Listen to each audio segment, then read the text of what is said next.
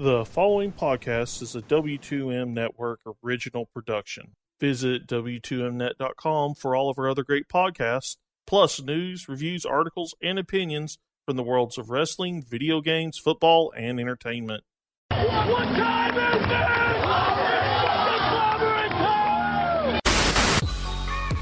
There is nobody that holds a candle to the king. You know, I wouldn't be opposed to, maybe you build some tag teams here. We are the absolute best tag team of all time, bar none, the greatest tag team of all time. Jay White's going to be a star, no matter where he goes. I'm going to be the guy that spits in the face of cliches. I'm going to be the guy that tells time to off. Man, what in the world is Joe doing? Just standing. And then I thought to myself, maybe he just likes Jericho's music as much as I do. There's absolutely no doubt in my mind that at 100%, Sam Gradwell could have been the first ever WWE UK champion. Pete Dunne took that from me. Pete Dunne went out there and he did exactly what he said he was going to do. He made a name for himself, and I commend him for that, every respect. But he made one mistake. He made that name at my expense. He hit me so hard my granny felt it. He threw me off that stage, slammed me on that ramp, and left me laying. I'm going to fill that lad in like he's never been filled in before.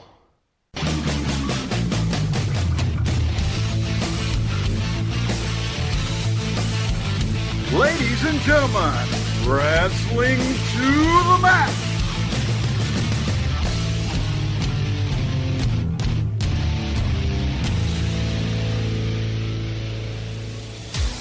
And your hosts, Gary Vaughan, Sean Garmer, and Paul Leazar.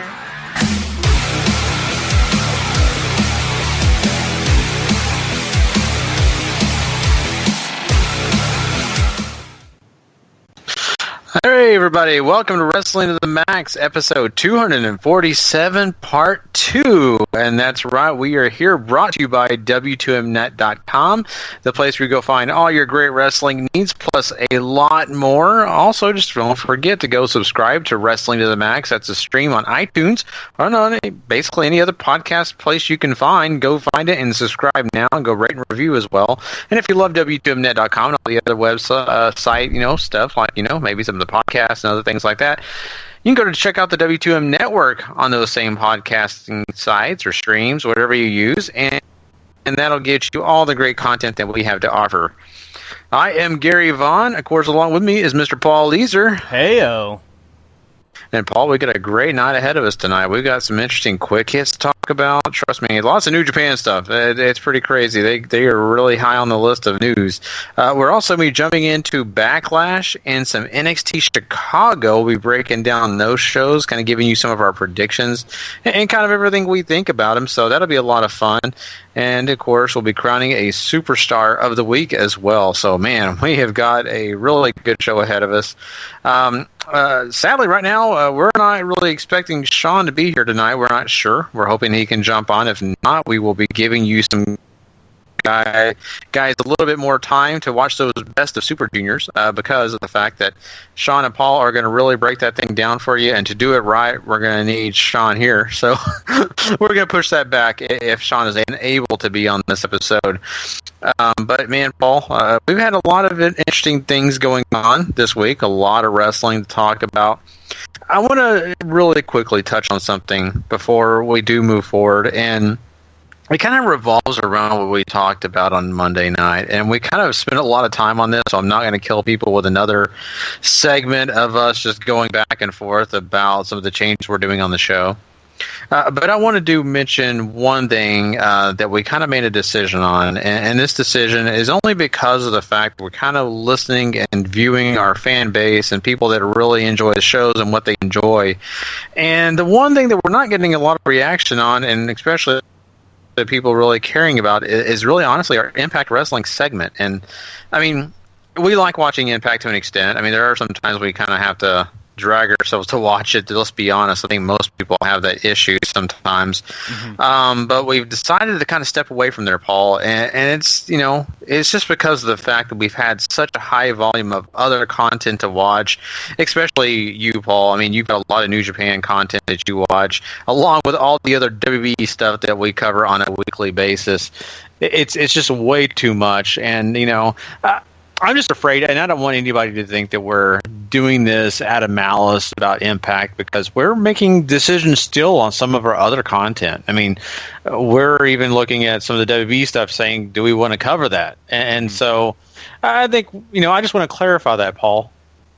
Yeah, I mean, realistically, there's only three of us. There's only so much time in the day, and there's only so much time in those days that we can spend watching wrestling. And as much as we've enjoyed and maybe dreaded Impact Wrestling at times, it's lowest on the priority list, I think, for all three of us, because we split up already what we do before that, and now it's just time to bid it adieu and give us some time to try to focus on something else. Like today, I got to spend the extra 2 hours I would have spent watching Impact, watching New Japan, so that freed that up, and hopefully we can continue to bring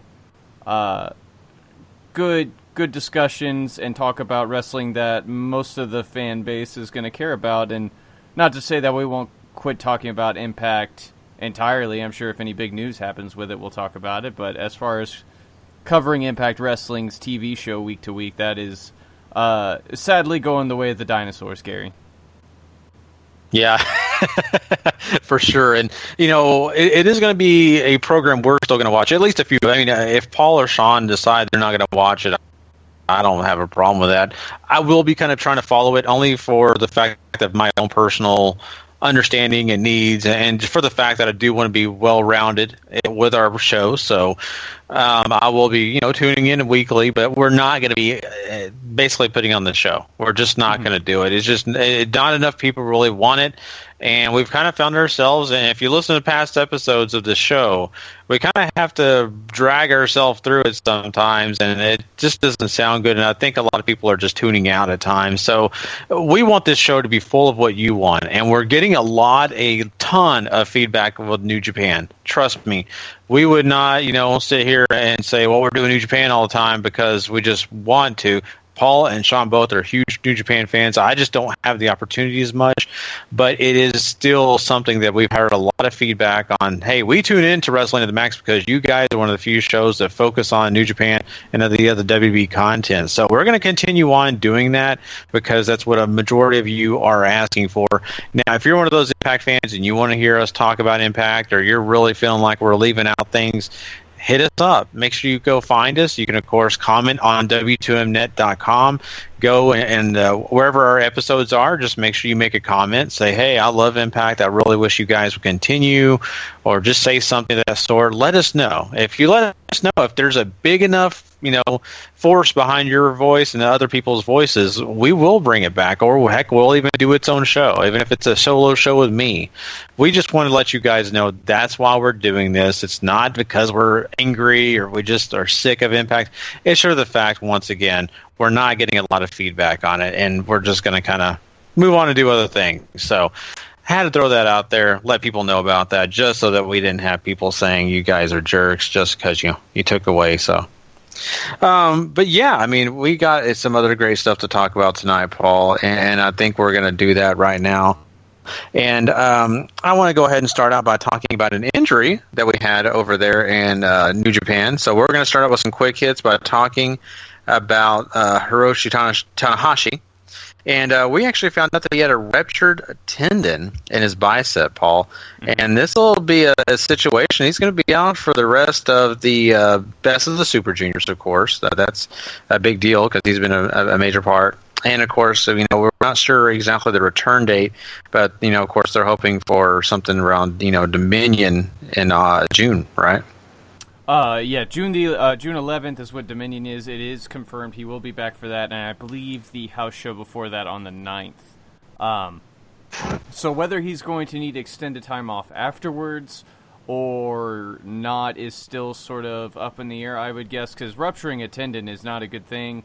But this is certainly much less dire than what they were thinking, where they thought he tore the entire bicep entirely or had a partial tear. So I guess thank goodness for small miracles. Yeah, exactly. That's a scary situation, because this guy, is a big draw, and they love him over there, and it's a lot better news knowing that it's not so bad he will miss, Dominion and all that. So, anyway, I just wanted to let people know about that, because we did talk about that on Monday. We kind of let people know about the situation and all that. So. But yeah, we're also going to talk some other stuff about this, and we just got word that Sean is around, so we're hoping that he'll hop on just to kind of keep that in mind. We'll probably hopefully be getting on him pretty soon here. Let's also talk about something else that's kind of interesting here. We're getting some understanding that it is officially official. The July 1st G1 special is going to be airing live on Access TV, and this is cool. Something that we've been really looking forward to seeing if it's going to happen is going to actually be taking place.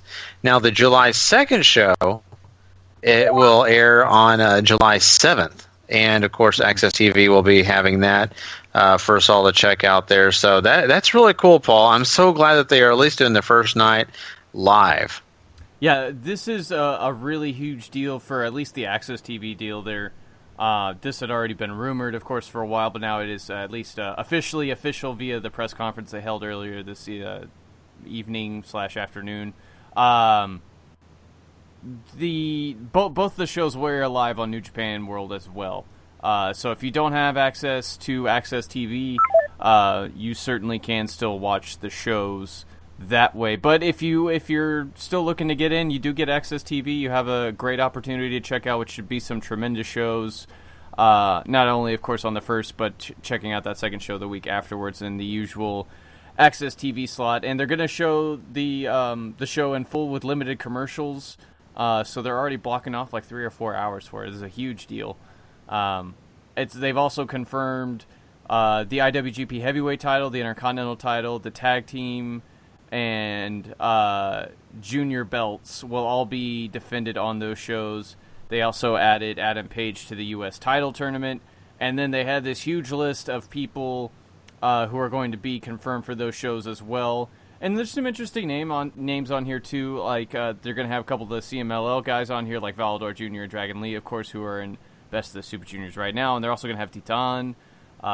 They're bringing in some of the young lions who have been on excursion, such as Sho Tanaka and Yohei Komatsu, and Billy Gunn is going to be on these shows too, Gary. So another familiar face for you, yeah. No, that's great, and that's really exciting to see. Also, got Jay White and all these great names that you really look forward to seeing, and I'm so happy about that. And I still love the fact that I can see Juice Robinson and guys like David Finlay. So. It's going to be really cool, and that's really great news, And, of course, all our favorite friends over there in the Chaos group, too. That's really cool. Yeah, all the usual suspects, too. So Okada, Omega, Tanahashi, and, I'm blanking, Naito. They're all going to be there, too.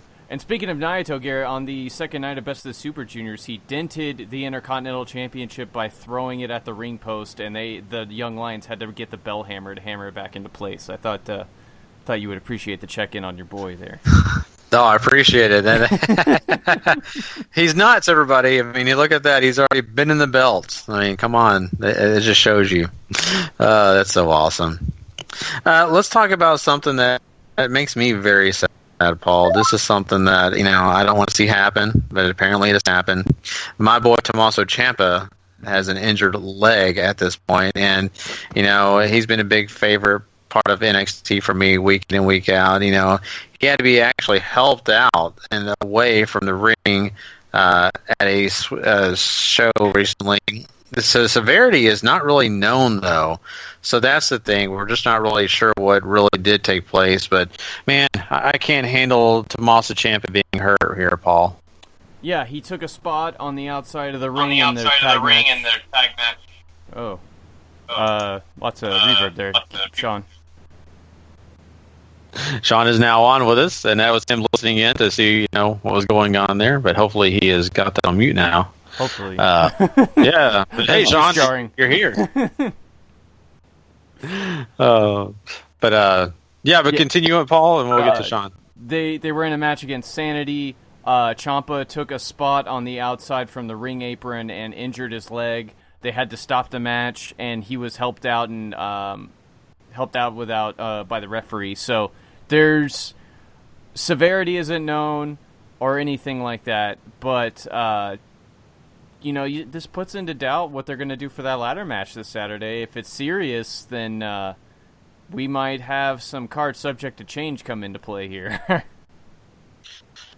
Yeah, for sure. And that would be a huge bummer to have to see that to be the real case because, this guy, has done a lot and has been exciting, and you really were looking forward to that match. And now that not taking place would be just a really, really huge bummer, and something that really, I think is something that kind of hurts the card a bit. Not too much, but I think it really does take a hit to some extent on that card, Well, I mean, people are expecting to see this match. It's a big deal. I mean, the ladder matches don't happen every day in NXT, and no Ciampa or a severely limited Ciampa, that could certainly affect a lot of things going on in that show, especially with all the rumors going around that maybe they're going to split due to them losing again. So who really knows anyway? Like this could be a potential game changer for NXT. Yeah, it really could be. We finally have Sean here, man. Sean, what is going on, man? Oh, just here. We actually started in, and I feel bad. We thought Sean had actually, was able to be on. We weren't sure if he was still around, and so he is. Thank God. Now, Sean, we can talk Best of the Super Juniors tonight. So I add that onto the docket, and that's going to be really cool. So look forward to us talking about both nights of the first of the Super Junior show tonight as well, along with our great previews to these big pay-per-views this weekend. But yeah, Sean, I mean, I just want to kind of let you kind of give your word on some of the quick hits we just touched on. Not very many so far. We talked about Tanahashi's bicep injury and the fact that he will be back for Dominion. We also kind of jumped into discussing a little bit about what's going on that July 1st and July 2nd matches, or shows taking place over here in Long Beach, California, and the fact that the first night's going to be live. What were your thoughts on some of those? I mean, we kind of known this show was going to be live for a while. I think we even talked about it before, but it's official now, though. It is what it is. I can't watch it, so I really don't care, personally. I mean, it's cool for them. But, because PSVU still does not have access, and I already used up my... Damn it, I should have waited on using that free trial for Sling at the right time. That was my bad. But and luckily, it'll be on demand really quickly on New Japan World, so just won't get to be into the live festivities. And they're showing the second one on New Japan World as normal, so that's cool. They're going to be showing that really quickly, and everybody be able to watch it some way or another. But going to be interesting. I guess Kevin Kelly is going to be doing that because they're saying it's going to be Jim Ross and Josh Barnett, according to all the press releases I've read. Okay, that's cool. There you go.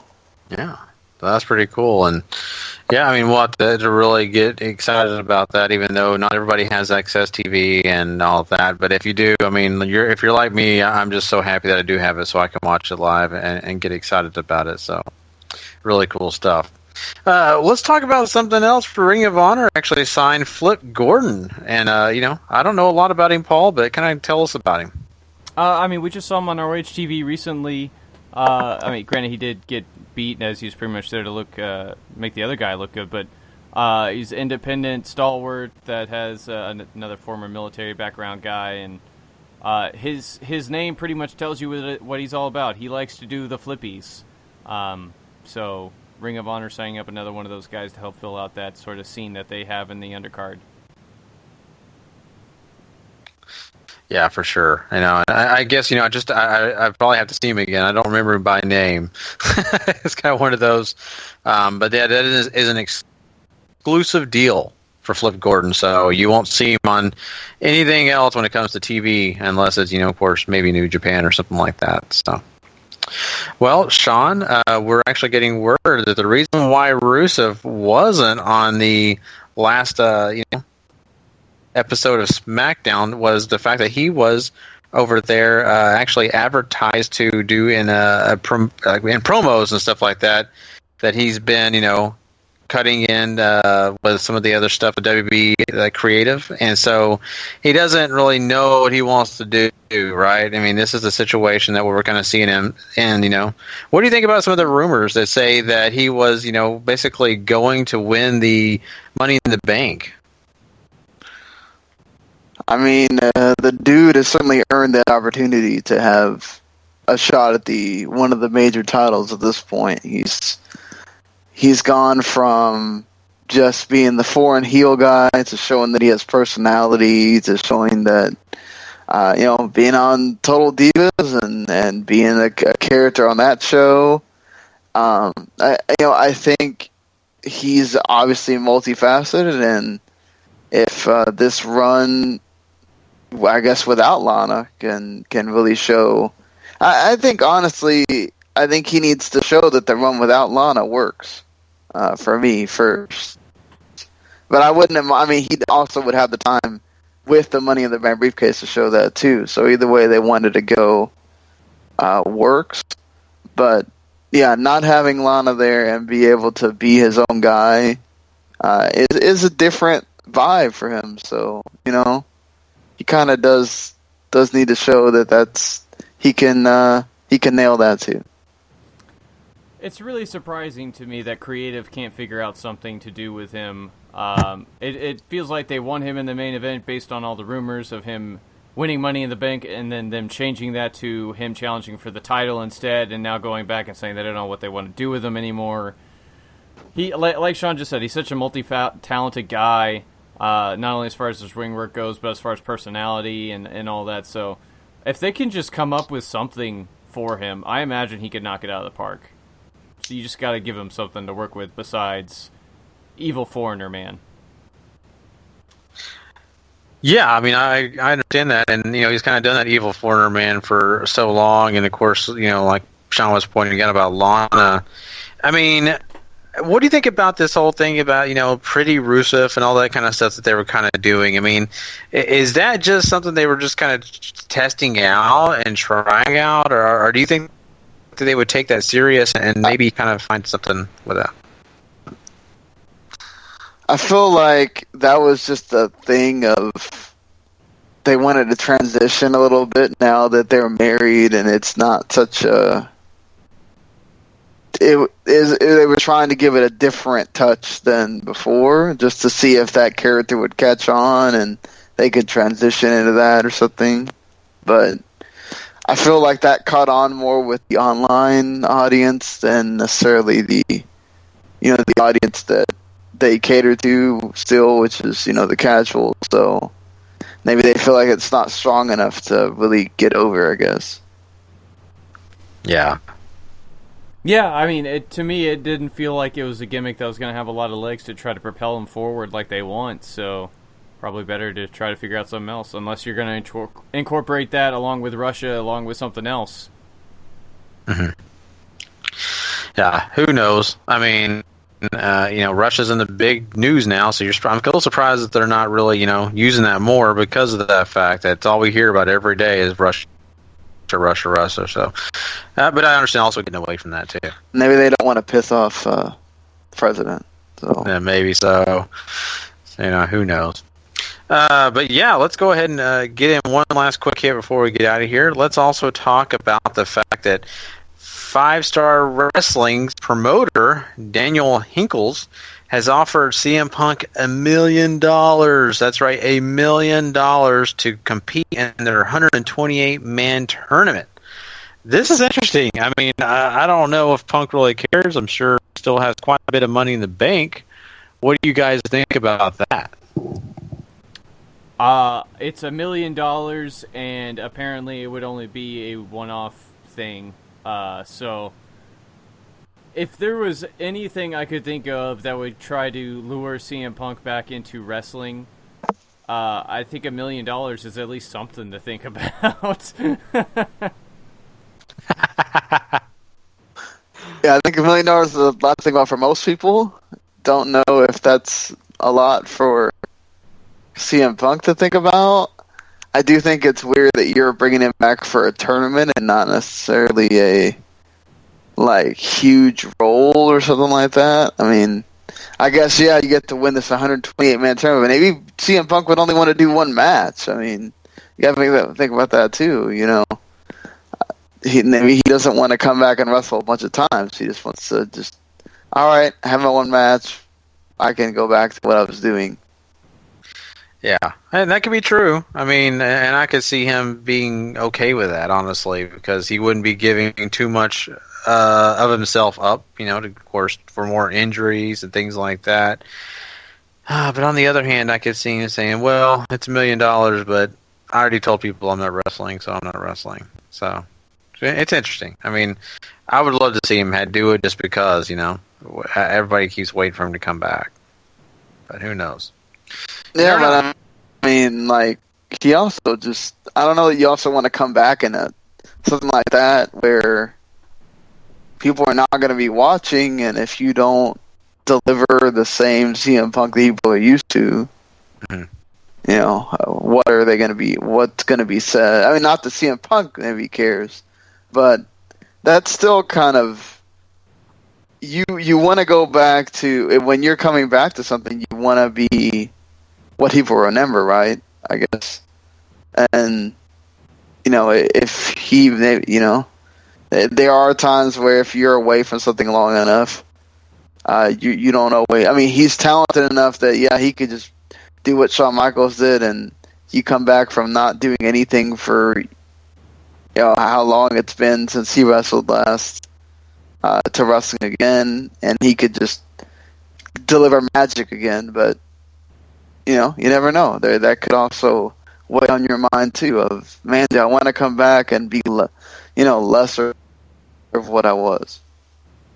2014 was the last time he was with WWE before the big fallout. So, like I said, I don't know if he's even remotely considering this. Apparently, they've never actually talked, the promoter and CM Punk. He's trying to find different ways to talk to him, and he just can't get to him. So, if he does it, it'd be really cool. That's essentially what they want him there for, is the name and, the big moment of CM Punk coming back to wrestling and everything. So I'm still leaning towards Punk not doing it, even if it is for $1 million.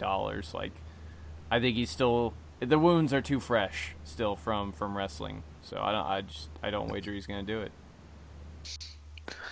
If somebody sends you 15 emails to your whatever public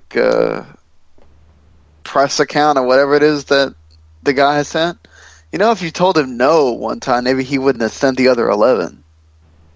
Just maybe a thought there, whoever's running that. Yeah. I know that's a nice way to not. I mean, but it may not even be Punk. It may be somebody, AJ or somebody else. Just if you say no, maybe they just won't keep doing it. But he may get a laugh out of the guy continuing to email too. So who knows? That's true. Or maybe he just hasn't, checked his email in a while. Maybe he has been buying AJ's books up and just has not had an opportunity to check it out. Trying to say that her book is not good, Gary. No, I'm just making her book not is that. Phenomenal. I'm not saying that. Well, Paul, of course you would say that, Well, I am a giant fan, but her book is super good. I read it in 2 days. It was just awesome. That is cool. No, I was just joking because of the fact that he did go buy a couple of them and sign, have her sign them, and he got in line. I think that was hilarious. So he's been with her on the tour the entire time, so maybe he hasn't checked his email, Gary. Yeah, it may be true. I don't know if I could sit there that whole time and just look at those. Maybe he goes and stands in line. So people don't ask him a bunch of dumb questions. So, yeah, that's true. You never know, but let's hope that one day we will see CM Punk, even if it's not in a wrestling ring, at least around wrestling at some point, because that'd be just a really kind of sad story for him to be just like this until the day he does go. So we'll see. We got some other great content to talk about tonight. Of course, we are going to be talking about, Best of the Super Juniors later in the show. But before we do that, we want to break down and preview both TakeOver Chicago and, of course, Backlash. But, to start this thing off, I think it's probably the right thing to do is start out with TakeOver. So let's go ahead and do that now. Let's jump into this thing head first, and let's get into a match that's going to be really interesting, I think, to some extent, especially with the fact that there's a cast of characters involved. When it comes to Roderick Strong facing Eric Young, of course, we all know that Sanity will be right there with him, so what kind of shenanigans could take place, or maybe none? I don't know. What do you guys think about this, Sean? I mean, who do you think is going to take this victory? We're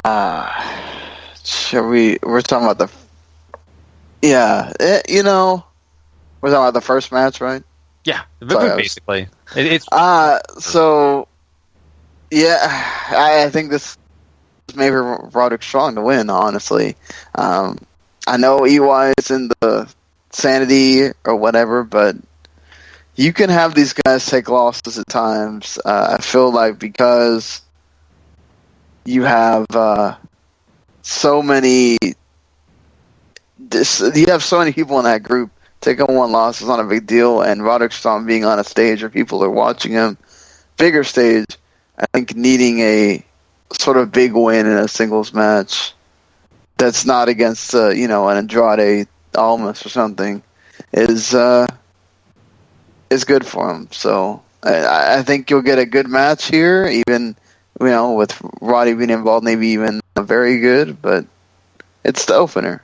So I'm gonna take the easy way out and say no contest, because I think there's gonna be so much interference that eventually just gets thrown out. I think this is the match that fully transfers Sanity into feuding with Roderick and whoever else is with him, whether it's Cassius Ohno or whether it's a bunch of other people that we maybe don't know, getting involved and really just starting a big feud here. That's what I'm going to go with. I'm going to choose Eric Young. I think that Sanity is going to get involved somehow, some way, and I don't know if it'll be a DQ or not, but I think in the end they're the ones that are going to be standing tall. I think Roderick Strong's got great days ahead of him, and I think the end game here is that he will be kind of like Ty Dillinger and come out victorious eventually down the road. But right now, I don't know if it really benefits Sanity, and especially Eric Young, to lose this match right now, right away, against Roderick Strong. Let's talk about the WWE UK Championship. That's right, it will be defended at TakeOver Chicago. Tyler Bate will be defending against Pete Dunne. And this is interesting. I think, this will be a big, match. But, Paul, I'm not really sold on who I know is going to win this one. I don't think I am either, just because do they keep it on Tyler Bate and sort of try to work this out into a feud going forward on the UK TV series? Or is this going to be more of a way to transfer and set up what you're actually going to do on the UK TV series, and that's have Pete Dunne be the top guy, who I think has been on the tip of everybody's tongue whenever they've been talking about the whole WWE UK thing anyways. So I'm going to go ahead and say that the title does change hands. I think Pete Dunne does indeed walk out the new WWE United Kingdom champion. I think it just kind of depends on when they're going to run the UK show and if they want people to not be confused by what happens on the UK show. I feel like this is just here to get that show publicity and to get Tyler Bate a title defense. This should be really good. But I think Tyler Bate's going to wind up winning, and then you'll get the official start of the show, and then I guess if they have another one of these, they'll probably try to time it with a takeover or however it is they want to do it going forward. But I feel like this is just here to go. Hey, whenever we have a WWE UK thing and you can watch on the network, and just like you can NXT, here you go.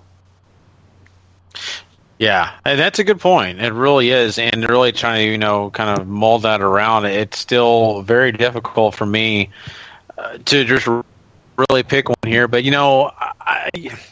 only reason I lean towards Pete Dunne is because I could see him being a really tough task for any of those guys over in the UK to face. And Tyler Bate has held this for so long, and really that speaks kind of volumes to what Sean is saying here about, do they want people to be confused at all when they move over to that UK show? But heck, I don't know. I still 50-50. I'll just say Pete Dunne. That was my first initial thought. That's the way I'll go. Let's talk about the tag team championships. That's right. NXT's tag division has been very interesting, but what's going to be taking place is the fact that the Authors of Pain, the champions, will be facing off against DIY. Now, this is really going to be intriguing for what we talked about earlier in Quick Hits, with Tommaso Ciampa kind of coming off a injury that looks like it could possibly be severe. Are they going to have Gargano, and basically try to go out by himself? Are they going to add someone else in place of Ciampa? What's going to happen? Because it's a ladder match. This is not just a regular straight up singles match. Tag match. This is actually going to be a ladder match. It's going to be very, very physical. So I'm very curious to see what's going to happen. Let's just say Tommaso Ciampa, or however they handle it, what's going to happen. I still, no matter what, I'm going to say the Authors of Pain. No matter at all what happens on the other side of that aisle. But Sean, what do you think? Yeah, I think that doesn't really matter at this point. I think you're right, Gary. It's all about the Authors of Pain right now.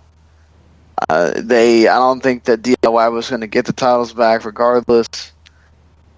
I think they're just a title defense right now, and they're going to have to go against DIY again because you don't have a lot of tag teams right now. So, I don't know if they even thought about bringing DIY up at all, but I don't know that you can, because you have such a limited number of people for Authors of Pain to face right now. So the rumor originally before this happened with the injury to Ciampa was that DIY would lose and they would do the split here with Ciampa turning on Gargano, being frustrated that they can't get the job done anymore, and that would lead into a singles feud. But with the injury, I think all that's in question. However, as both Gary and Sean have said, I don't think the injury changes the title situation at all. It is still going to be the Authors of Pain walking out as your tag team champions, and we'll just have to, the actual match and how they're going to go about doing all this is what's going to be the interesting thing to watch now, as opposed to watching to see who wins. Yeah, definitely, and that'll be the interesting thing here to really kind of gauge. But I think we all kind of think about the Authors of Pain as being those guys that are going to continue on and do some more devastating things to this tag division. Let's also jump into the women's championship match that will be taking place. We have Asuka, the champion, facing off against Nikki Cross and Ruby Riott. And, guys, I think this could be similar to the tag division because there's a lot of things going on here, but really, to me, it all points to Asuka and retaining. I just don't see any benefit for Ruby Riott or Nikki Cross to win it right at this point, but I could be totally wrong, Paul. I don't think they're going to change it up here either. I like Asuka to walk out here just because I feel like this is going to be more about Nikki Cross and Ruby Riott, and Asuka's going to be able to really work the new sort of two-face gimmick thing that she's doing, where she's going to get in there and take advantage and murder whoever happens to be in there and walk out with the championship one more time. Yeah, I feel like the only way they would have maybe done any kind of change is if Ember was still here in this match, by allowing Ember to pin one of the other two ladies so that Asuka doesn't actually get pinned. Now with the two that are actually feuding being the only ones left in the match, I agree with Paul. It just seems like it's more about them and less about Asuka. And so Asuka's just here to get another title defense, and we'll see how we deal with it at the TakeOver in Brooklyn. I think that's the next one. We'll see. But I think you're right. Yeah.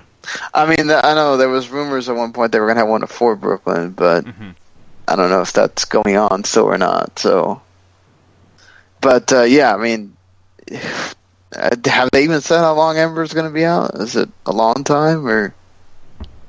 I don't remember. I don't believe they've given a timetable for her yet. Yeah, I have not my personal self heard anything in that regard. So, I mean, yeah, and then I think the women's tournament is going to be still. Is it going to be done by? It's going to be still going on by the time SummerSlam's on, right? So yeah, I don't think know. so. So the women's tournament, if I'm not wrong, isn't it taking place in late June or July?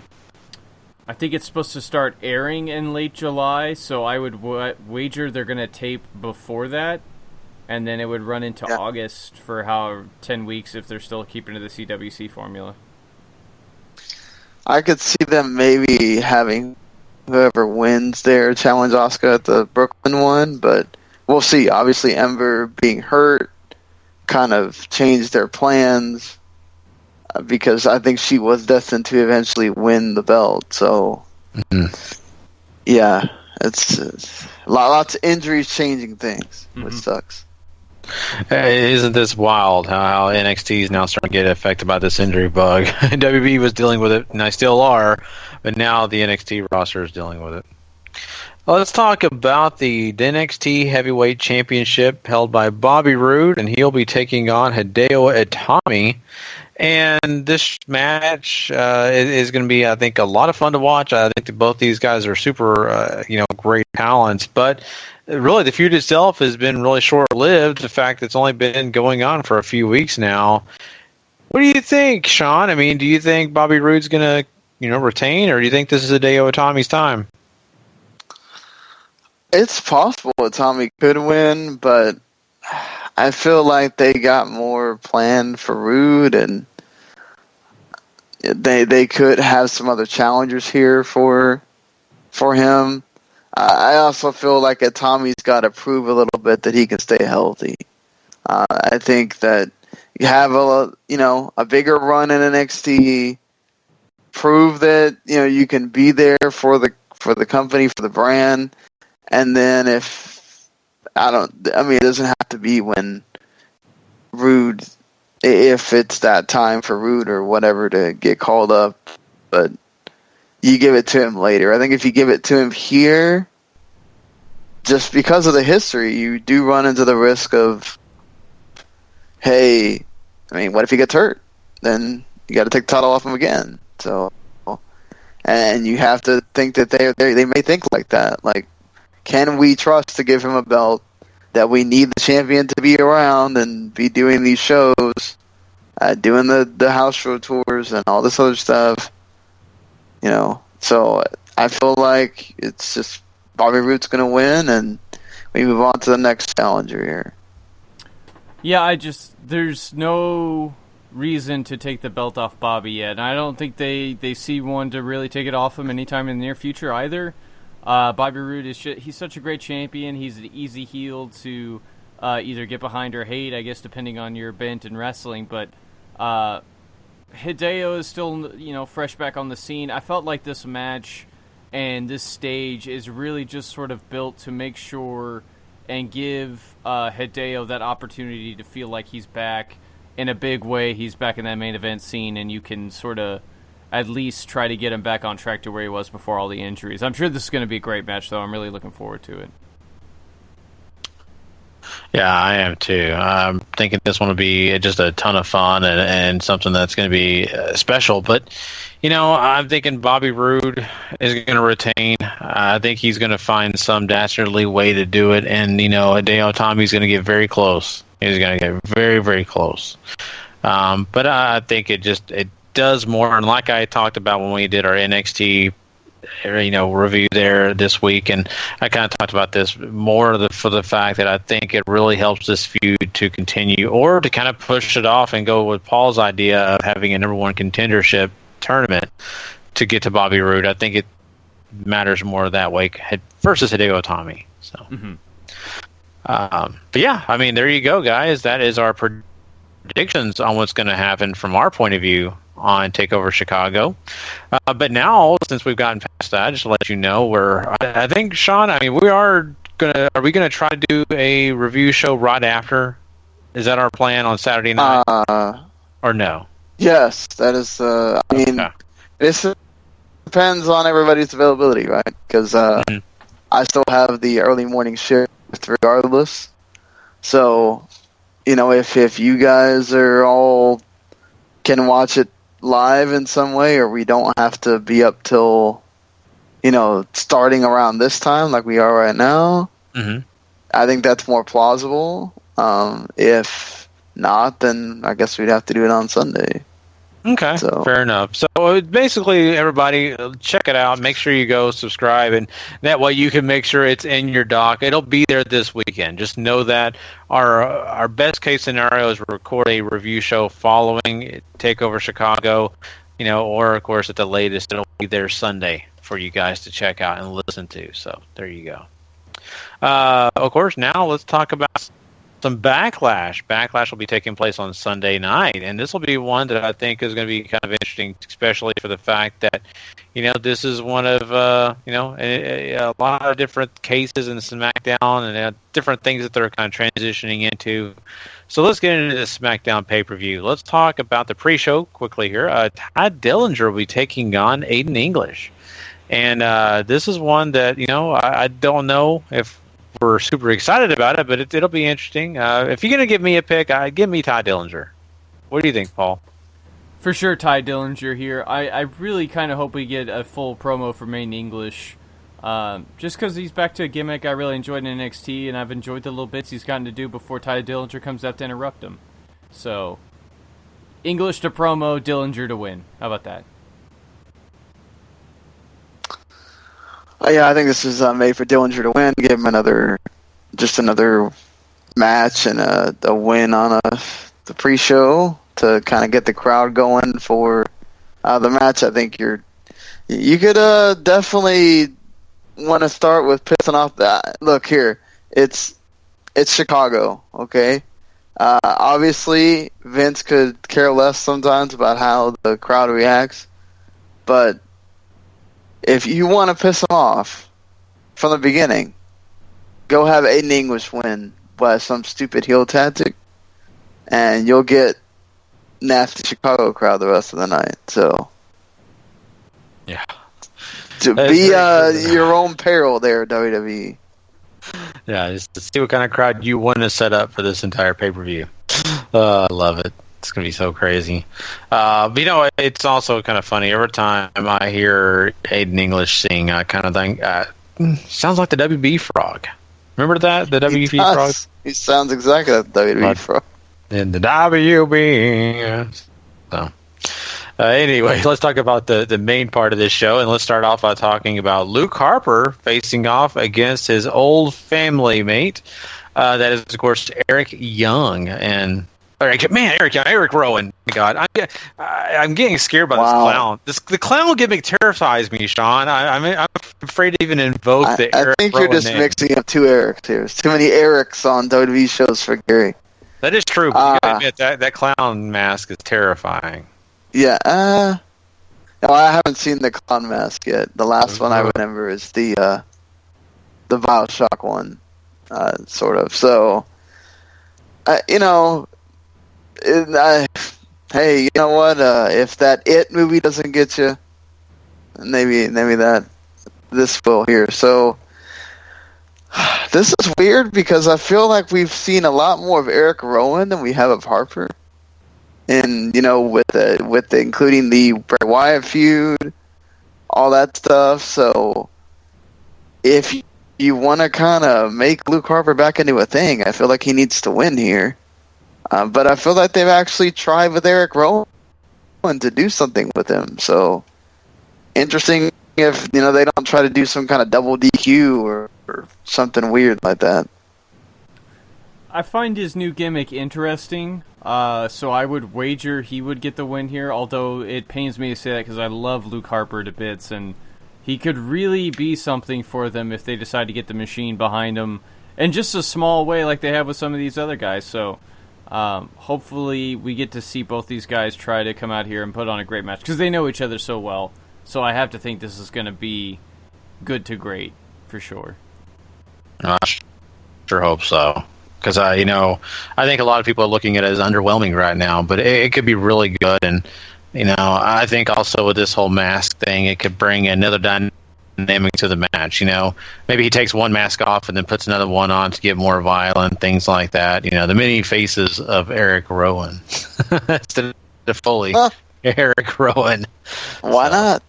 Yeah, that's true. Split personality, let's move on, though, from there. Of course, I'm going to pick Luke Harper in that match, by the way. Let's talk about another match that's kind of interesting. Sami Zayn has got a big match coming up here, and this one is against Baron Corbin. Paul, what do you think here? Man, this could either go one of two ways, right? It's probably going to go the first way, I'm going to say here. Baron Corbin dominates a lot of the match. Sami Zayn gets the plucky underdog hope moments, and then ends up eating the oh Jesus Christ! Why am I forgetting this? Baron Corbin's finisher. End of days. End of days. Yeah, and Sami Zayn's done. Or those hope spots come through, and Sami Zayn gets the surprise roll up because that's how he's been booked the entire time. Really, I think since the brand split. And I lean towards the first one just because I think they're on such a high with Baron Corbin, and it looks like a feud with AJ Styles isn't too far off for him. So I think they want to get him some steam going. Letting him beat Sami Zayn is a good way to start doing that. I will say I got to give them a lot of credit for continuing the thing with Kurt Angle while he's not even on Raw. I love the fact that you still get the call from Sami Zayn and Kurt Angle still has to give him his approval and stuff. It's funny,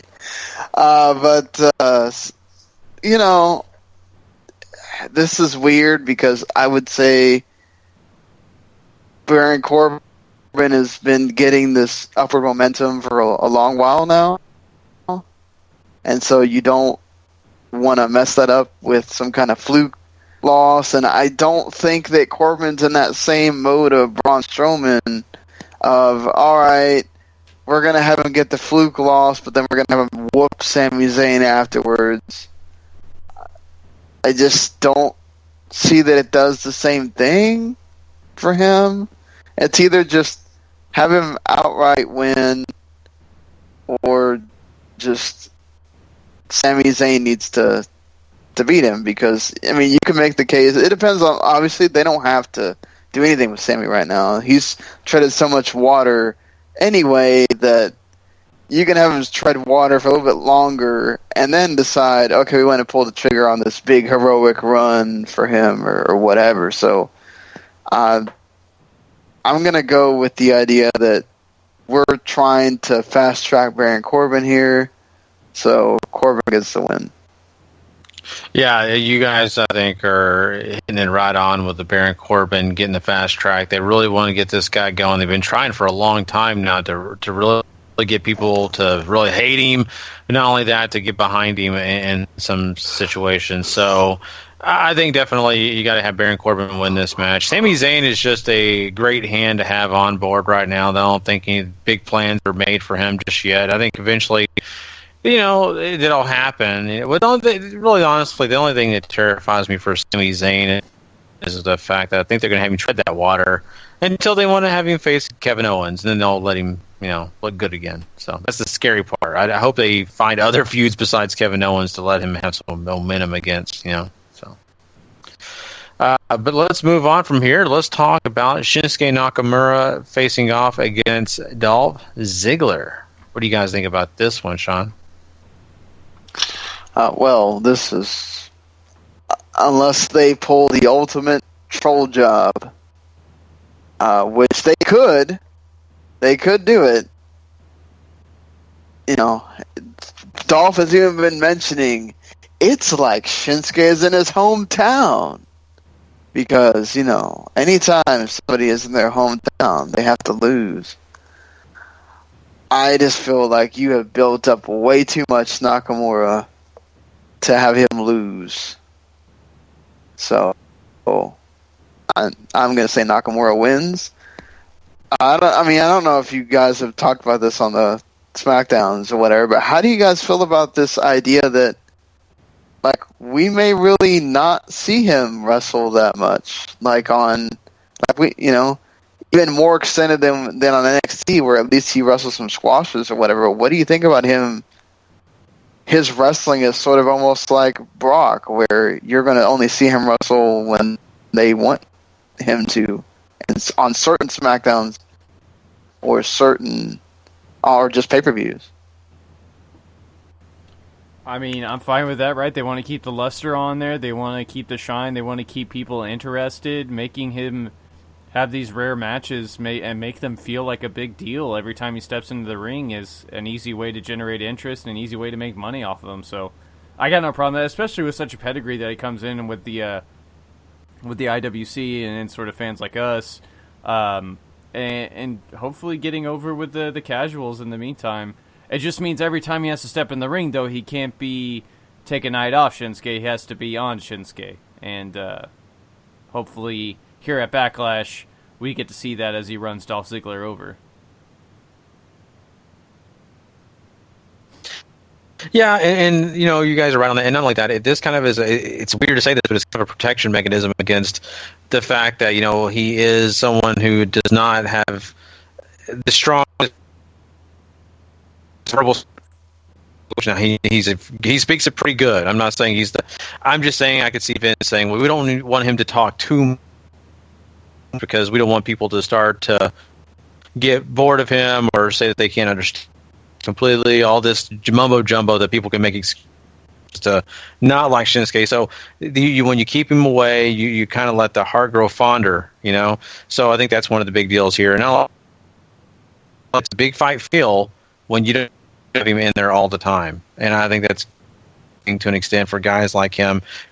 So much to offer, but yet really are not going to give you a positive thing every single week, when it comes to just, sitting around for 5 minutes and then moving on. So I think it's not a bad idea.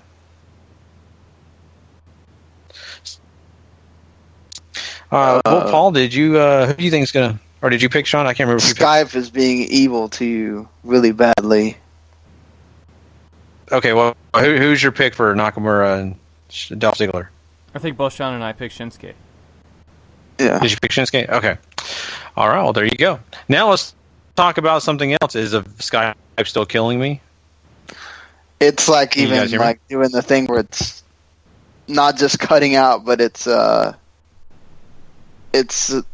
the making you have sparks and stuff when you talk. Okay, can you hear me now? Yeah, I can hear you now. Hearing you's never been the problem. It's just quality. Oh, yeah. Wow. That's so weird. I was going to say, like, maybe try calling back or something. Maybe that fixes it. Or have, Paul call you again. Do that. Call me right back. Okay. Sean, announce the next match. Yeah, so the next... I guess we can go in a bunch of different ways here. Just, we'll go with the welcoming committee. They have officially called this now. This is hilarious. Natalya, Carmella, Tamina with James Ellsworth around the bend there, and against Naomi, Charlotte Flair, and Becky Lynch. All right. How do I sound now? Any better? Much clearer. Much clearer. Let's hope it stays this way. Okay. So we have now this match with a welcome committee. Which is going to be kind of interesting. We're going to be talking about Natalya, Carmella, and Tamina taking on, of course, the group of Charlotte Flair, Becky Lynch, and Naomi. Now, when Paul and I talked about this match, we kind of talked about the fact that, we're not sold maybe the considered face team here with Charlotte Flair, of course, we know, is already kind of saying that she's going to come after her title immediately after they're through with this match. So that kind of shows you they might not even be on the same page against the welcoming committee. So this kind of brings a lot of things up. But, I mean, Paul, how do you feel about this and what's going to happen here? This is kind of interesting because there's been a lot of talk recently that Carmella is in line for a huge push to take on Naomi for the championship down the line and even do a hair versus hair match with them. So having Carmella get another win here would be huge going that way, but if you want these heels to sort of matter, because all the momentum is with the faces right now, I feel like. I think the welcoming committee needs to win, and whether it's cheap or not, I don't think really matters. Just so long as they can look like a credible threat against the other three across the ring, I think that's what's important here. Yeah, I don't know. I think the welcoming committee almost has to win here. Just because you have the faces win, you really, unless they do a DQ, which that's also really possible, they could just have the heels get pissed eventually and just, who cares, take that attitude out. Right? If we can't win, y'all aren't going to win either. So, I mean, I just feel like if you have the heels lose right away, you kind of hurt this feud. And if you're going to group them all together, unless you're wanting to splinter them off immediately, which that's also a possibility, you don't have the faces win right off the bat. Yeah.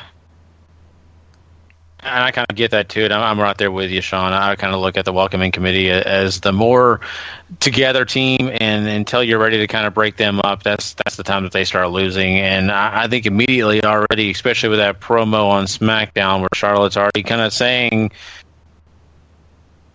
not going to be friendly past this match between her and Naomi. That means that, this is going to probably become an issue somewhere, how in this match.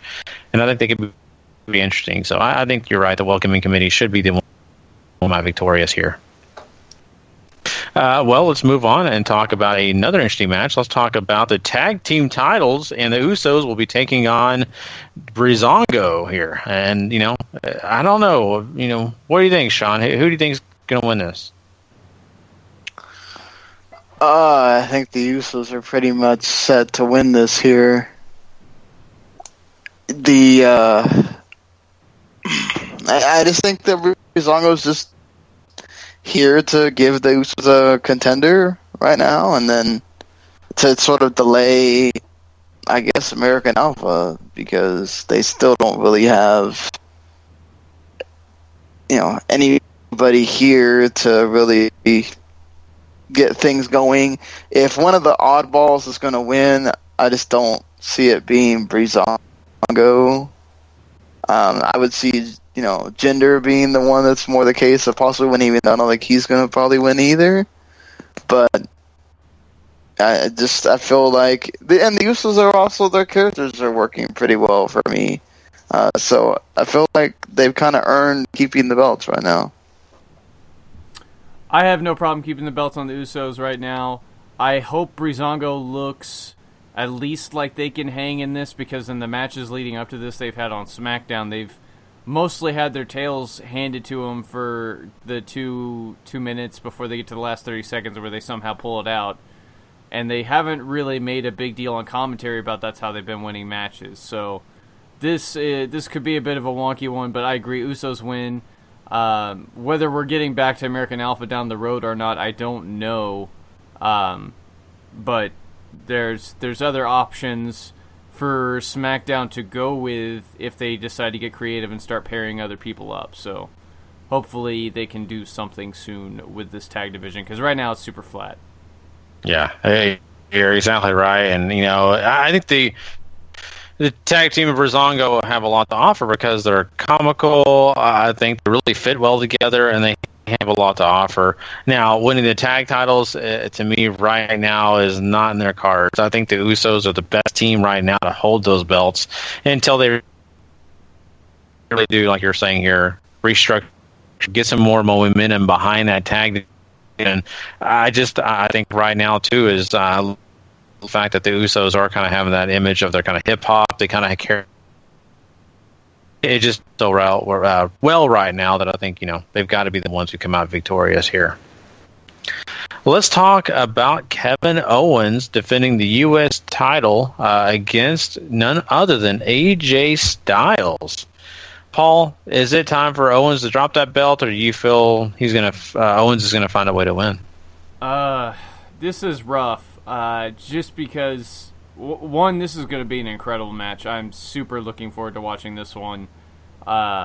Two, I mean, AJ's on such a high, but does he really need a title right now to be relevant? I would say no, and I think Kevin Owens needs it more, so I would leave well enough alone and keep the belt on Kevin Owens and let him work with some of the other faces on the roster outside of AJ and figure out something else to do with AJ, whether it's feuding with Baron Corbin until Money in the Bank or moving him along to maybe branching him out and having him be in multiple feuds, which is something we've seen SmackDown do. So either way, Kevin Owens should retain here, so that's what I'm going to pick.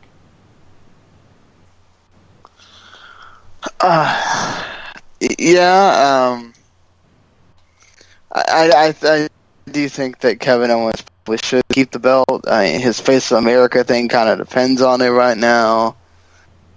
And that gimmick, I think, is sort of working. Definitely AJ doesn't need the U.S. title. It just kind of depends, right? If they want to have AJ get the Cena run with the belt, then they can do that, and they can have Kevin Owens just be a bastard and screw up all the challenges or whatever if they want to do that. But I feel like they're just going to keep things simple and just Kevin Owens retains here.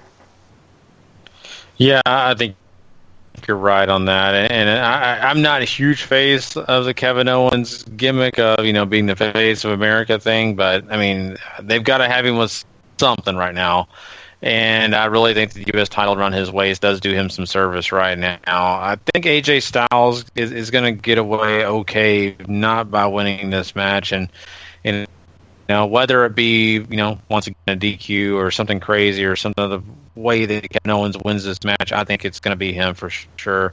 AJ Styles will look very good. I think both these guys will put in some good work, and I'm kind of looking forward to it to see what they do. Well, let's move on and talk about the heavyweight championship. That's probably the WWE heavyweight championship held by Randy Orton is going to be defended against Jinder Mahal. And, of course, we know the Singh brothers will be right there in tote. So this could be something interesting here, Sean. I mean, this could be either a change of hands and Jinder being the WWE champion as we walk out of Backlash, or Randy Orton just continues his dominance. I think Randy Orton's going to win here. Much as I want to see Jinder win and hear that crowd in Chicago, I think the crowd in Chicago is going to be really bad for this anyway. Especially after, Randy Orton's comments and whatever. But, I just feel like they probably got more plans for Randy at this point. I'd love to see Jinder get the title just to see what they do with him, but I can't see it right now. Yeah, I mean, there's no reason to take the belt off Randy yet. I still think SummerSlam is going to end up being Randy Orton and AJ Styles for the World Heavyweight title. So to get there, obviously Randy has to win here, but that's not to say that Jinder can at least get something out of this, and I wager that in whatever time they're going to get, hopefully it's not overly long, that Jinder's pretty much going to throw the entire heel book trying to get the win here, and it just ain't going to be. And RKO's aplenty for everybody while Randy holds on to that belt. Yeah, I mean, you make some good points here, and I think they're really trying to build Jinder Mahal into a major heel, a guy that really can, get the crowd angry, just at anything he does or says, and it's still a work in progress. But I think there's quite a few people who do enjoy seeing Jinder Mahal get beat up if it's for one reason or another. This is not as easy as I think you guys can have it pinpointed, but then, I kind of think to myself, would it really help Jinder Mahal to win? It really, really would, and it would get the point across that SmackDown is really the place of new opportunities because, having a guy that has gone from so low to so high would mean a lot, but I don't know. I'm just not sold they're going to do it. I'll go to Orton. I know it's a safe pick, but I'm so tempted to pick Jinder. I just don't see it happening, though. It's just too far in my realm of thinking. So, well, there you go, everyone. That is Backlash for you. Of course, we're hoping also to give you an awesome review show following that, big, Backlash pay-per-view. And, of course, don't forget, just make sure you go subscribe so you can get all the reviews. Of course, I talked about TakeOver Chicago. I'm going to talk about Backlash being on there. Make sure you go do that. That way you're just ready and available right when you want them. So, but yeah, there's something else that's special we got to do on the show. We need to talk about some best of the Super Juniors. That's right, some New Japan talk. So I'm going to turn it over to you guys, Sean, and let you guys talk about this really cool stuff.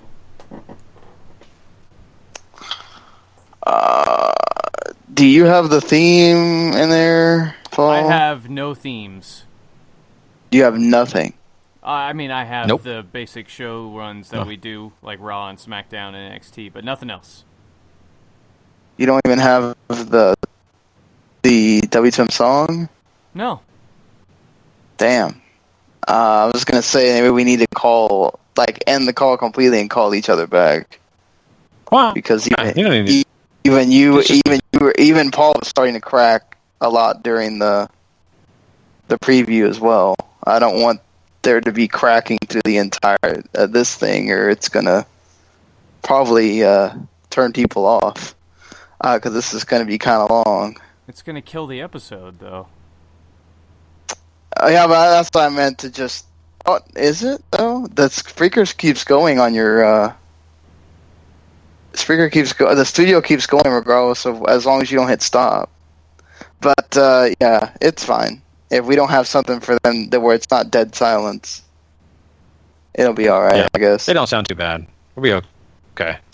But yeah. So let's go on with this then. So, of course, first night of Best Super Juniors. I don't think they've always had it this way, but they did it. With both nights on the first night, and then they went to the regular format of the nights alternating with the second night, with having not only you had Young Lion match, you also had tag matches with the opposite block, like you see on the G1 shows, and you had some of the heavyweights in there as well. So, unless when we get to that second show, unless there was something like totally great or whatever, we're probably just going to stick to the Super Junior matches here, just to go along with the tournament. I don't know why the doc went away from me, but yeah, it was the first match, Paul, because First match is Taka Michinoku and Jushin Thunder Liger having a stupendous opener, if you ask me. Two old vets, I think, sort of working really well with each other, going back and forth. Liger and Taka, I think that, this is what you get with two vets who have been in the business for forever and just know how to work. And they do that very well here. And Taka gets the surprise win. Eye rake, triangle into a cradle. Good stuff. Yeah, I really like this too. Liger even pulled a chair out and hit Taka with it. So it was cool to see. I mean, just Liger's really trying to make sure he wins these, knowing that it's his last one, and it's two crafty veterans going at each other. And I really like this, so I'm fine with Taka winning. I just really hope that we're going to have Liger get some steam here, because not getting any wins, that sucks. Yeah, I mean, maybe they're saving it up for sort of teasing the Miracle Run at the end and almost getting there. But who knows? I mean, I enjoyed this match. I enjoyed his match on night 2 as well, whenever we get to that, so I wouldn't complain at all if Liger even somehow makes it to the finals. It's not going to happen, but I wouldn't complain. Yeah, I wouldn't either. Certainly especially how he has he does have a mic segment on the second show, and I don't understand what he's saying, but I got a little emotional. So you have the other veteran here, Tiger Mask 4 and Volador Jr. I felt like, we didn't get Grumpy Tiger, and they tried, but there was some spots that didn't work so well. But for the most part, I think they still had a good match, and they had some good near falls there. The tombstone, and then Tiger Mask hitting the Tiger Driver, only for Volador to hit that big Spanish Fly and win. Good, solid effort, I guess, for the first match for both of them. Yeah, lots of effort from both guys. I really like Volador in this. Tiger Mask even has some moments where you thought like he could maybe win. I don't know if it was miscommunication or they just didn't click, but there's some easily blown, you see a lot of blown spots that probably could have been easily avoided, and whether that's age catching up with Tiger Mask or language differential, I'll never know, but there is a lot of that in this. Yeah, and then we have to sadly move on to talk about Taichi here with Ricochet. And Ricochet tried to do everything he could to make this match interesting. But the Taichi heel tactics they wear on you. And they wear on you throughout the match. And look, he uses the girl as a way to distract Ricochet so he can get in. He uses the cane.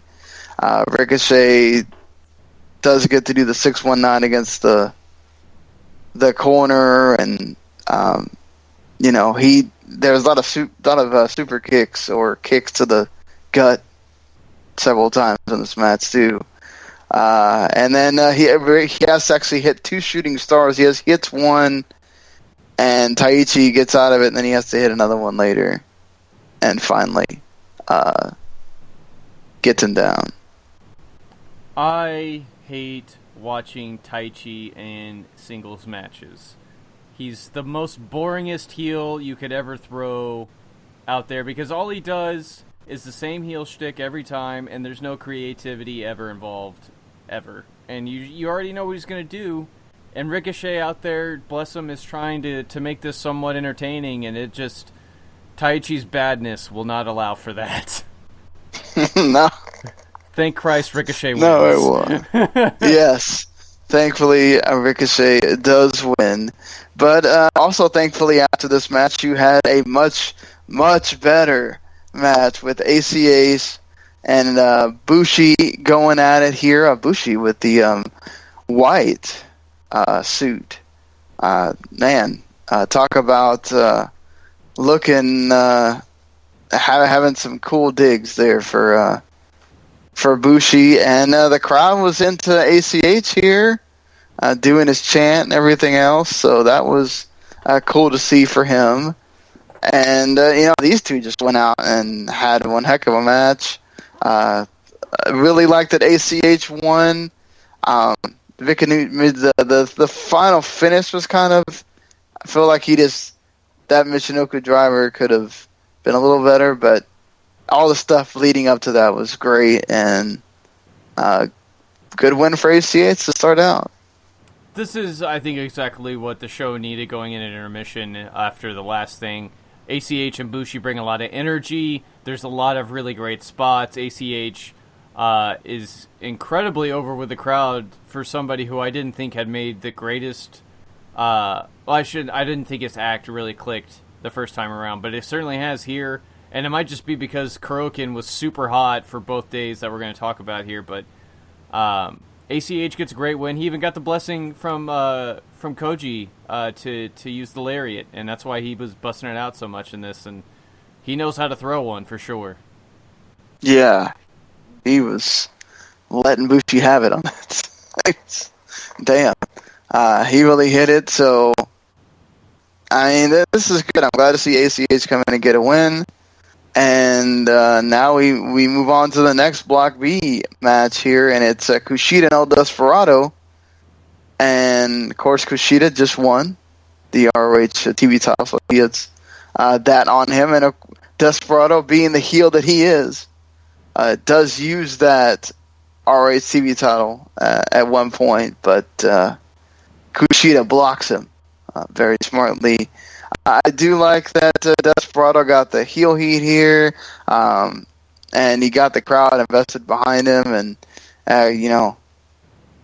I thought they had a really good back and forth at times here. I really enjoyed the match, and Kushida loses as you expect, because this seems very, very. He's gonna lose for a little while, and then he's gonna get a big run, which isn't bad. Just it feels like that's what you're gonna do here.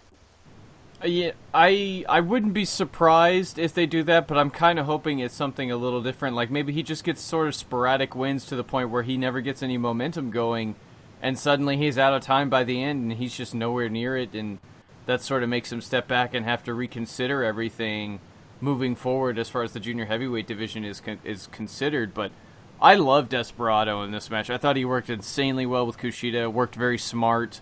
All of the heel things he was doing. This is the exact opposite of Taichi, his fellow Suzuki Gun stablemate, in that he's creative in these heel moments and is really able to get the heat very quickly.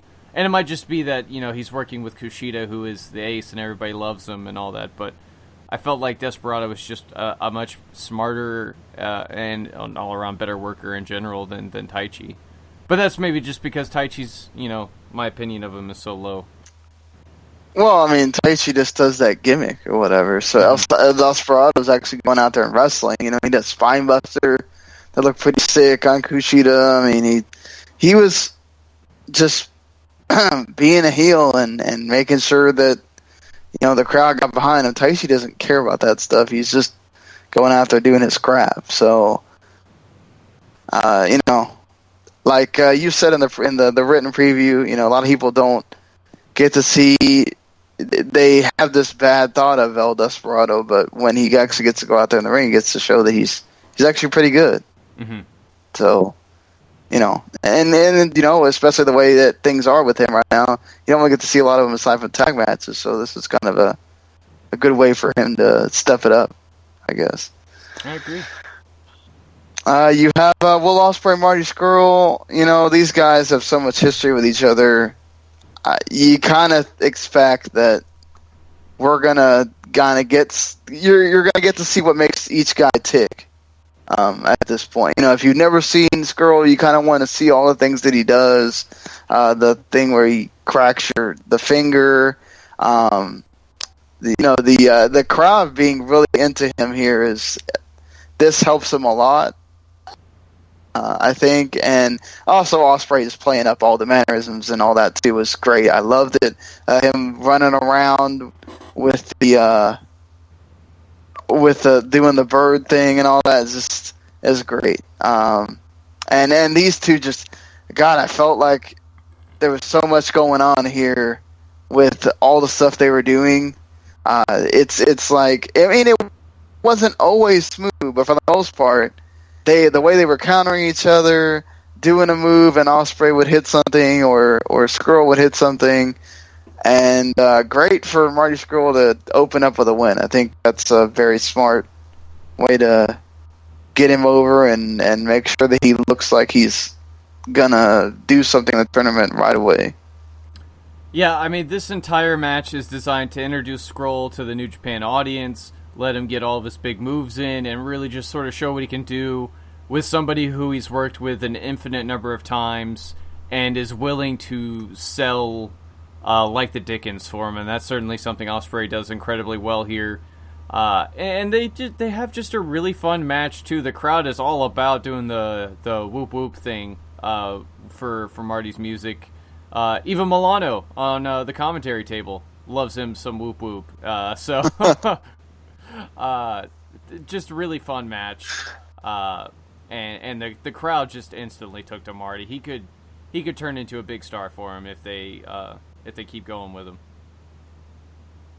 Let's see what happens when you get out of Kurikan, though, because, you know, Kurikan is the smarky place. You know, it's the place where they're going to know who you are, no matter where you've wrestled and everything. So hopefully when you go to these other places in Japan, he gets a similar reaction, but possibly that, you know, he gets the general Gaijin reaction too. So let's hope not. Then you get Ryusuke Taguchi against Yoshinobu Kanemaru. This is you get Taguchi doing the hip attacks and a lot of his stuff that we see him do quite often. Mixed in with some other stuff where Taka gets involved here, and Kanemaru eats a Dodon low blow. And it causes him to eventually lose because Taka comes in and it distracts him again. But, you know, it wasn't, you know, the best match or whatever, but it was fine. Fine, I think, about sums it up. Taguchi gets in his usual stuff. Kanemaru gets in his stuff, and you have the obvious Suzuki Gun shenanigans at ringside, which is what they're known for. And I mean, this was fine. It's kind of a downer, and maybe you kind of needed that going into the main event. I guess Kanemaru is the DDT man. Felt like this is one of the first times I've seen him wrestle, so felt like that's what he was hitting. He's in his early 40s, and he doesn't do nearly as much of the stuff as he used to do. But and it felt like they were kind of both taking a night off, so maybe we'll get something bigger from him going into night 3. Let's hope so. I mean, yeah, you know, not everything on the first night hits for everybody. Sometimes you got to get in there with the right opponent, and it lights that fire under you. And this is certainly what you can say for the main event. The two guys that have so much history with each other, history that has been seen right there for the Japanese audience that is sitting in the stands between Hiromu Takahashi, your current IWGP Junior Heavyweight Champion, against Dragon Lee. And these two go out and do their reckless abandon, things happening match constantly. I love that Lee is doing the DVD into the corner, taking away, and he used it in his other match too. So he's sort of like taking a shot at Takahashi every time he does it. But he gets the win here to kind of end the night and get him a big thing going forward here for him. He also gets the promo at the end, which he does in Spanish, but he says he wants to learn Japanese for the people because he wants them to appreciate him and appreciate why he's gotten this spot, and he's going to show everybody that he deserves to be here. So big win for Dragon Lee. Of course, he does get he's the leader right now with the 4 points. But man, I really, really enjoyed this match. This is the match that until you get to that night 2 showdown, the match that stands out so far. Yeah, this was really, really good. This is obviously short of their bigger stage performances that they've gotten. But, it's night 1. You can't go ham, even though Ricochet and Will Ospreay are about to prove that wrong. But they don't go ham. They give you something very, very good, though. Takahashi looks great. Dragon Lee looks great. Takahashi he has this aura around him now where every time he steps into a ring, something big's about to happen, and when he's in there with Dragon Lee, something really big is about to happen. And still as reckless and stiff as ever, these two guys. So this is certainly one to go watch. Yeah, definitely need to go watch this. Just you want to watch two guys that they are going to go out there to try to kill each other. It seems like. So you get that intensity immediately, and it's fun, but also you worry about for them sometimes. You're like, oh my God, what's going on here? Yeah. Yeah. Like, oh God, some of those Hurricane Runs to the outside, like, oh, please don't hurt yourself. Mm-hmm. Like, please live. But yeah, so that's your night one. Then we get into night two where it's just block A. And oh my God, they started off with the one match where I had predicted that this was going to be a draw between the two, so I was surprised that they had Taichi end up tricking his buddy in the Suzuki Gun and have him win. But boy, talk about two guys that didn't want to wrestle each other, and they sure had the match to let you know about it too. They just literally it was about like 5 minutes where they walked around, and that was it. Gosh, this was awful. I can't believe I had to watch this. It sucked. It's terrible. I understand what they were trying to do. It didn't work. Don't do it again. Why does Taichi need to win? That's pretty much all my thoughts summed up into one after that match is over. I love Taka. I really do. I was hoping he was going to get the victory, especially start to get some rolling after beating Liger, and they kind of threw that all away by giving this to Taichi, in my opinion.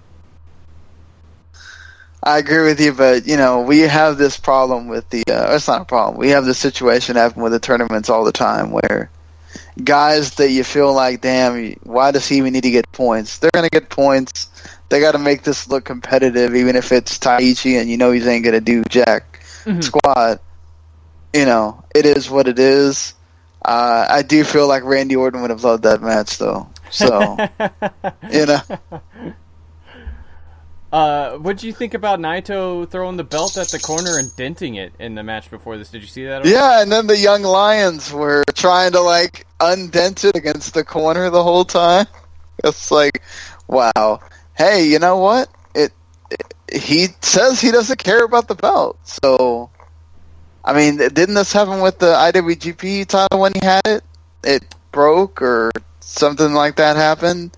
I mean, because he'd throw it in the air. Mm-hmm. So, I mean, I hate seeing it because that's such a prestigious belt or whatever, but, he's doing the gimmick and he's doing it right. So, I just hope that Tanahashi can get back in time, I guess, or I would call whatever this it's more they're going to do with that. Disrespect, I think, just because he's literally revving back and hucking the thing at the corner, and the dent it gets is incredible. Saying, watching the Young Lions essentially break out the toolbox to try to fix the damn thing was awesome. So maybe he's mad that the U.S. title is around and that's brand new. Maybe he wants a new IC title or something, They really maybe he'll get his own version. Title. Oh yeah, for sure. It's dirty as hell. I'm surprised they don't let him do his own LIJ version of the title or something. Maybe he'd care about it more that way. I wonder if that would be a step too far in a direction that New Japan doesn't really want to go down, as far as being all that sporty. Very true. But it's a thought. They could do it. I bet it would sell. Oh, I'm sure it would. Do replicas. Mm-hmm.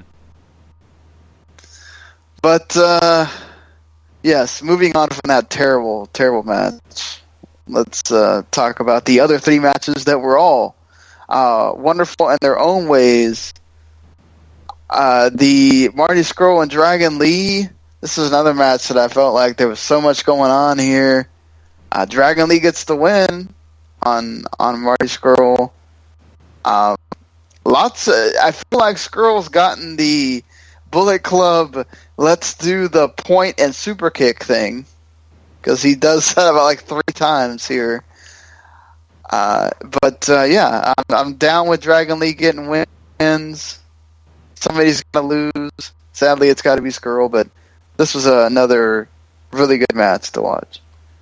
Yeah, I mean, this is the rough part about being in such a stacked block like Block A, where you have all these huge names and Taichi sort of stinking up the joint, but everybody else is going to put on great matches.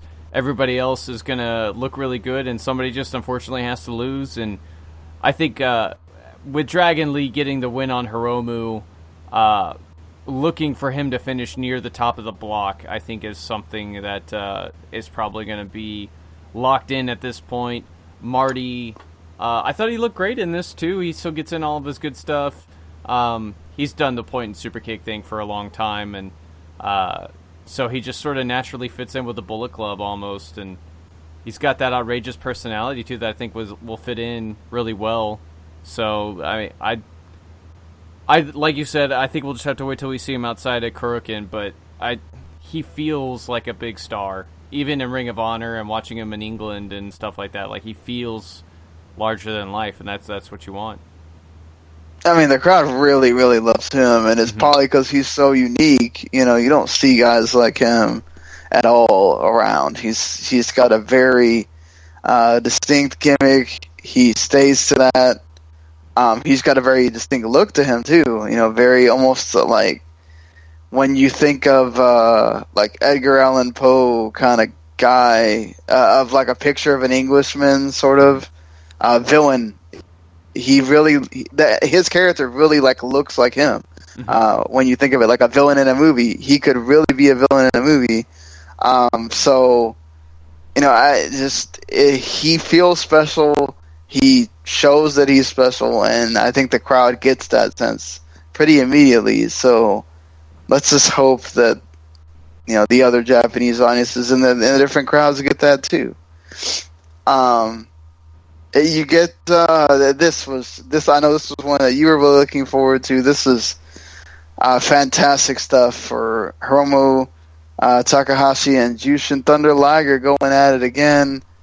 Second attempt at getting a win. He loses again, but man, does Liger just give it everything he possibly has before Takahashi hits that time bomb and puts him away. But damn, this was so good just to see Liger like get to hit all his trademark stuff and just one after the other try so hard, but he can't get the win. Liger is in his early 50s. He's in his last Best of the Super Junior, and I thought it was going to be sort of Hiromu trying to play games and Liger playing off that. They go the exact opposite direction for an 8-minute sprint where Liger just ain't taking shit from Hiromu at all and really makes him earn it. Brainbuster on the outside early on was absolutely disgusting. Liger keeps trying to kill each other, literally. Yeah, I think he knows Hiromu has a death wish, so he's helping him out. Right. Liger hits all the big stuff. He just happens to miss a shote, and that leads to the time bomb, and this was just incredible. And for Liger, I think to put in this kind of performance at his age, it just speaks volumes about how great the man is as a wrestler, period. Oh, definitely. It's amazing, honestly, to me that we are so fortunate that we've been able to see him for this long, and he still can go out there and have terrific matches in his 50s, as we've seen with, you know, various guys. Not everybody can go in their 50s. So, you know, the guy's taking very good care of himself. He's been in 21 of these things. It's just amazing that 21, that is no joke. And, you know, props out to him. Hiromu getting a win to put him back on 2 points makes sense. Again, they like to keep these things kind of level. And this all leads into the rematch of the most talked about match from last year's Best of Super Juniors. Will Ospreay and Ricochet going at it. And this lived up to the billing, honestly. You know, I saw some people saying it was a little bit too much of the flippy doos, but that's the problem we had last time too. Was there was too much of the? So I guess they, you know, replicated that. I really love this. Look, this is one that, again, just go watch this. If you got 25 minutes or so to sit down and watch a wrestling match, now this one is not free, so, you'd have to have your New Japan World subscription, or, obviously there were other means that I'm sure other people will find them. But definitely, just go watch this match. It is freaking awesome. I personally thought there was less flippy doos in this, and it might just be because the match was better structured, as opposed to last year's, where it's very much going balls to the wall and showing you just how much flippies they could put in a match. This had structure, this had story. They even built up to that double handspring thing. Right. Yeah, they built up to everything, I thought, very, very well. And Ricochet sort of plays the heel here. The crowd easily gets behind Ospreay.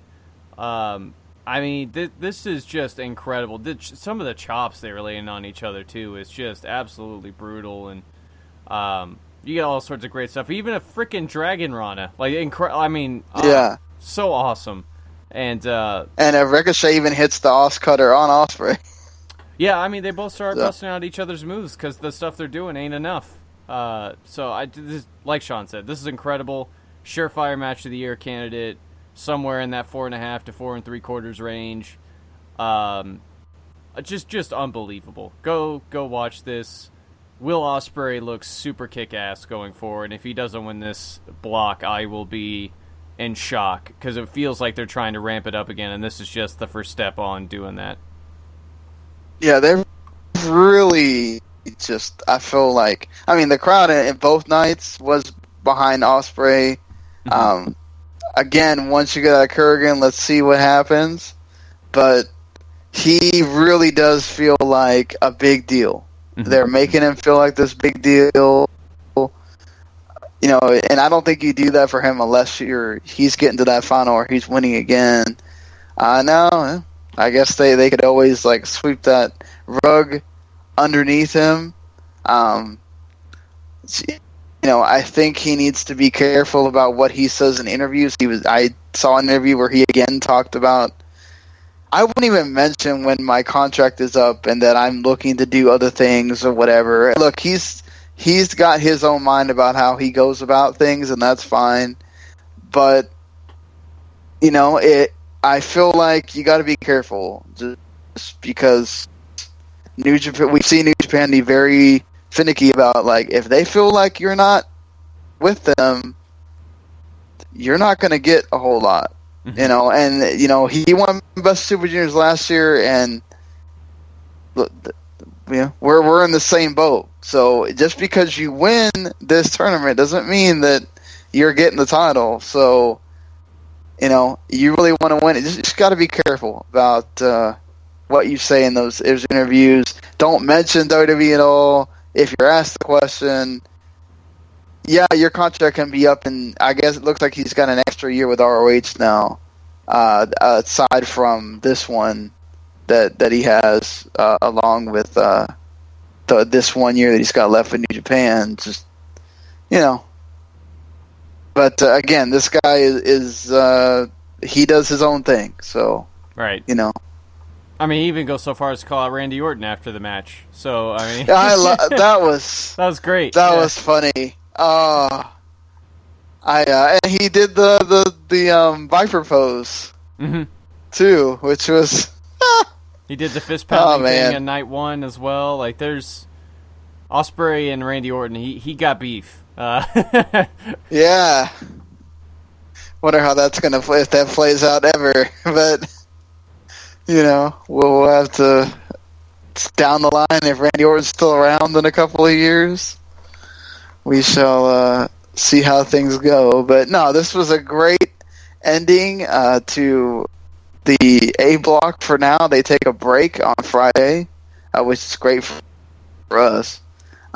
So on Sunday, I think they have another. Yeah, it's because they go straight from. I think they don't stop again until Tuesday. Yeah, their next show's on the 20th. I know that. Right. So they go Saturday, Sunday, and then I think they go Monday, and I'm not sure if they go on straight to Tuesday as well. So Sunday we'll probably have a special where we talk about nights 3 and 4, and then we'll be able to talk about the next night on the regular Monday. So there you go, everybody. Yes, we got it all done. Yeah. Yeah, no, I was enjoying that. I was really listening to you guys talk about everything. I'm loving this Randy Orton stuff with Ospreay. That's just too awesome. But yeah, let's move on. Hold on, officially they do go all the way to Tuesday, and they take a break, and then they have another show Thursday. And go all the way through until I think they go all the way through until Wednesday without stopping. Or not, yeah. So, lots of shows. Yeah, tons. Man, a lot of great stuff coming out of it, though. It's going to be really cool. Well, really quickly, we're going to do some Superstar of the Week. But before we do, I just got to ask Sean. Sean, did you catch all the shows, WB and all that? Did you NXT? Did you watch NXT this week? I did not get to watch NXT this week. So. Okay. Fair enough. I just want to make sure. Well, we'll just kind of make this a collaborative effort then. So we'll go ahead and just kind of go to these, and you can make your voice heard if you got a chance to check these shows out. We got 1 point going to Loki, and Loki, of course, had that X Division title match this week on Impact, which was a big deal. Pretty exciting match, but nothing over the top to where it really was too crazy awesome. So I think 1 point was deserving for him this week. I like the way he came from the top and just smashed on top of the guy and won. Mm-hmm. That was pretty cool. It was. I did appreciate that too.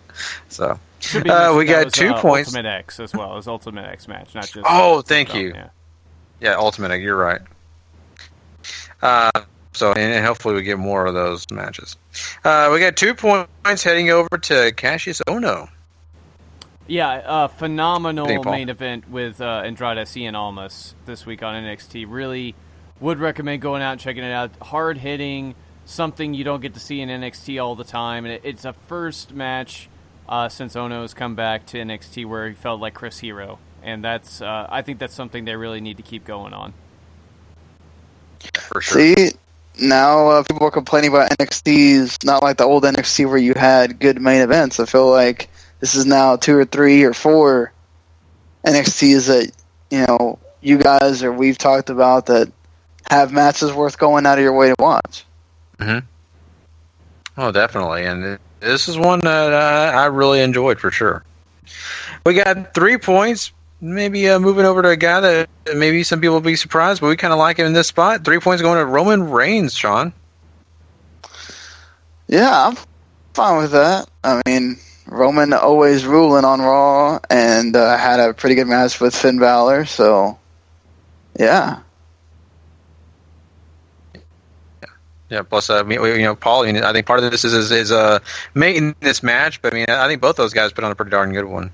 Yeah, I really enjoyed Roman Reigns and Finn Balor's match on Raw, and Reigns gets to look, I guess, sort of doubly strong, seeing as he got to send Braun unofficially packing due to that surgery. So Reigns continues to stand tall over there.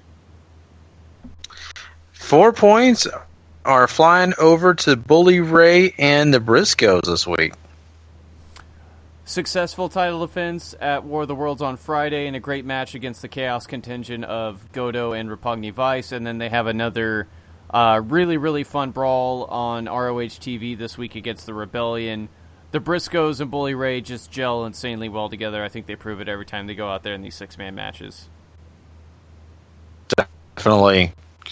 Well, the guy that gets 5 points and gets to be crowned Superstar of the Week, Will Ospreay. Sean, we just got through listening to you guys talk about him, and what a week he's had. Yeah. This match we just talked about it, but this match was freaking great. And, even you, Gary, need to go watch it. And, yeah, they lived up to the billing on their match from last year. Now he goes, he only won once out of 2 tries, but as far as the point standings go, but well deserving of the full 5 points. Yeah, this is also taking into account his incredible match against Jay White at War of the Worlds on Friday as well, which is another Match of the Year contender. Will Ospreay had himself an absolutely stellar week. Man, and that World of Worlds match, oh, man, that was everything I wanted. I still need to go back and watch that match. Yeah. You owe it to yourself, buddy. It's great. It definitely is. So, but yeah, that is, of course, our superstar of the week, Mr. Will Ospreay. Great stuff coming out of that. And, we're really hoping for another awesome week next week. Of course, we'll have some of our superstar of the week contenders probably coming out of Backlash, TakeOver Chicago, and some of those Best of Super Juniors. So trust me, I'm really looking for a high-powered, action-filled superstar of the week next week. But, of course, that ends our week for this show. We appreciate all of you who have come and joined us tonight. Of course, don't forget, we're going to be looking forward to doing a TakeOver Chicago review, and it will also be a Backlash review show. So those 2 shows will be coming your way, plus Sean just mentioned it, maybe even doing a special show on more of those Best of the Super Juniors for you guys as well. So, the easiest way to keep in contact, if you haven't done it already, is go hit the subscribe button either on Wrestling to the Max, or if you love W2Mnet.com and you want all the content, the W2M Network, that of course will get you all these review shows right in your dock right after we finish doing them, and you guys can enjoy them, and of course definitely have them hopefully available for you guys on the drive to work, at lunch break next week, and all that great stuff. So there you go. So I think that pretty much concludes all the stuff that we have. We thank you all once again, and we will catch you guys down the road. But until then, if you're not living life to the max, not living life at all, you know it. Please.